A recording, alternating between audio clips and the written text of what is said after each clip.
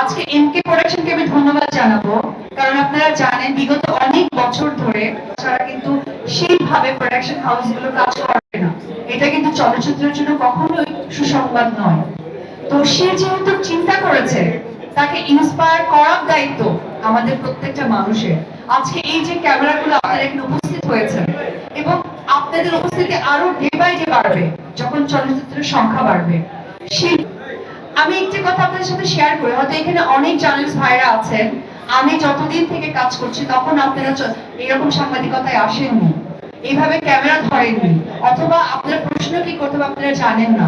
এবং এখানে আরো অনেক সাংবাদিক ভাইরা আছে যারা আমাদের মেকআপ রুমে বসে চা, আমাদের সাথে লাঞ্চ করেছে, আমাদের ইভিনিং এ আমরা একসাথে স্ন্যাক্স খেয়েছি, আড্ডা দিয়েছি।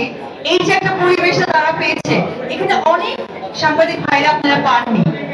যারা এই ধরনের ভালো লাগার সময়গুলো আপনারা শেয়ার করতে আসেননি, তাদেরকে পার্সোনালি অনুরোধ করে বলবো যে চলচ্চিত্র সুন্দর একটা সুসংগীতে দিবেন, মানুষের কাছে একটা গুড ভাইবস তৈরি হবে, একটা প্রোডাকশন বাড়বে, প্রোডাকশন কাজের জায়গাটা বেড়ে যাবে।